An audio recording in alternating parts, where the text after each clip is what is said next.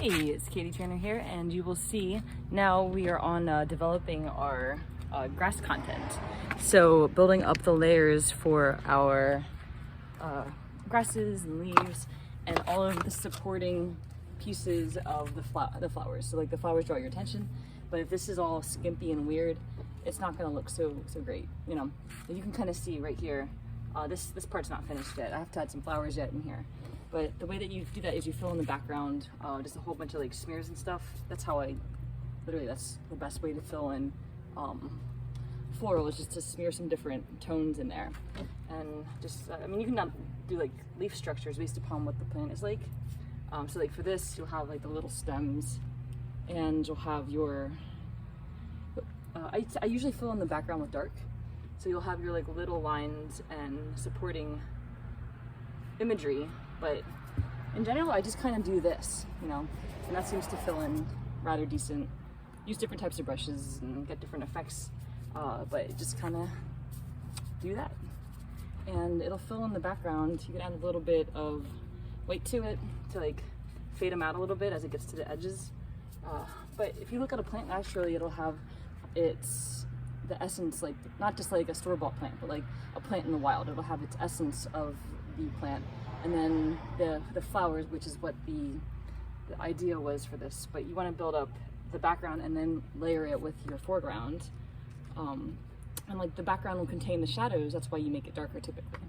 So, and then I'm just kind of I can't really do that part, but I can do right here. So I'll just kind of come in and start adding some leaves, some yellows, some whites, and just kind of like adding some supporting shapes.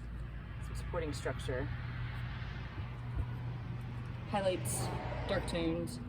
Now this time I'll take some blues and some blacks and some green, and I'll add in some dark tones down here.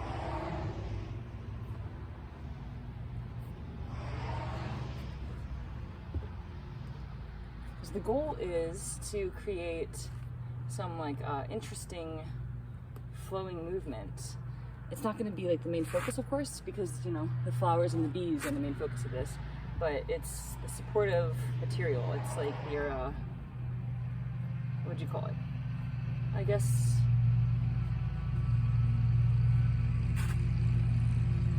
sort of like the pamphlet to a play. You go to the play to see the play, but the pamphlet helps to provide context for what you're about to experience. So,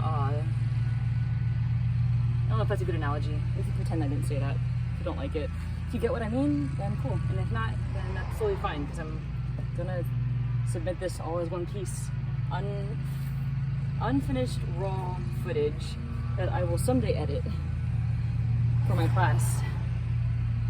But you can see, like the way that I hold my brush is sort of like, you know, like this.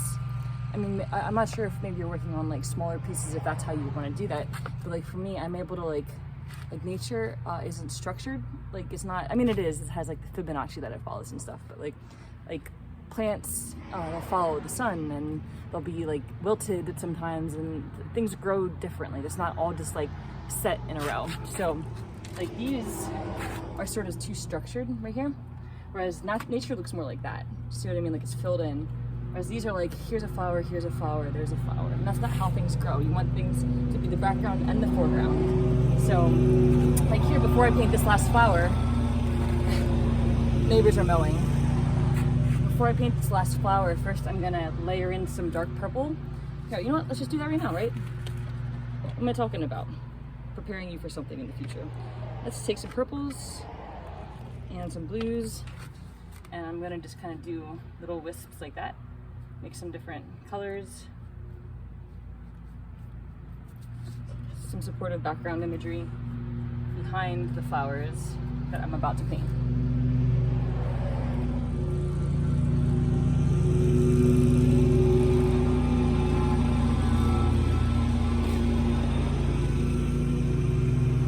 And as you paint a canvas, you're aware of the fabric.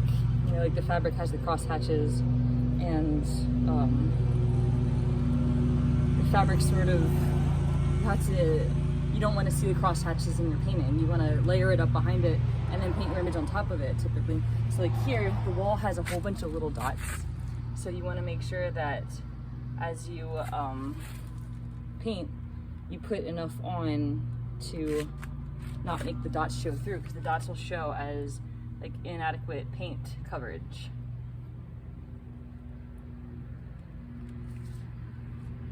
And this is just, like I said, the first layer.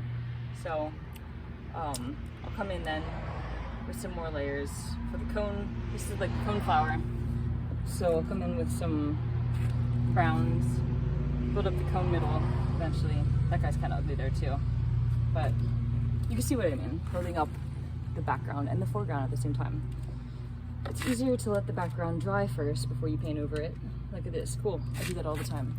I always drop my brushes in the paint and I get so mad at myself. Instead, I'm just gonna tell you about it and not pay attention to it. But really, for the leaves, you take some yellows, take some greens, and like my secret is I never wash my brushes. I always like let all of the paint be a part of the whole thing. So then I'll just kind of like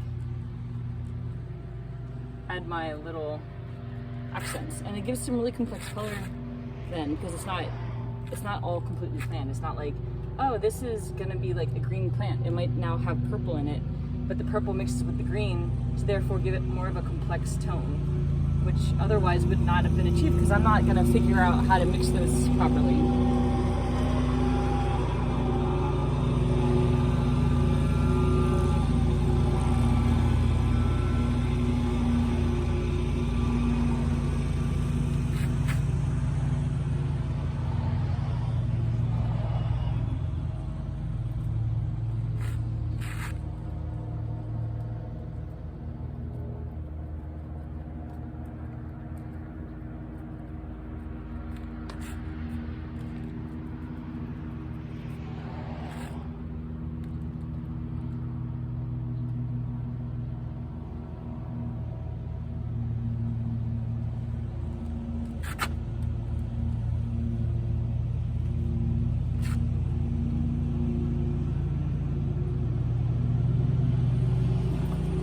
Anyway, so you build up your foreground after you build up your background, and the foreground consists of highlights, darker tones if your leaves need some like extra accent to them. You just build things up.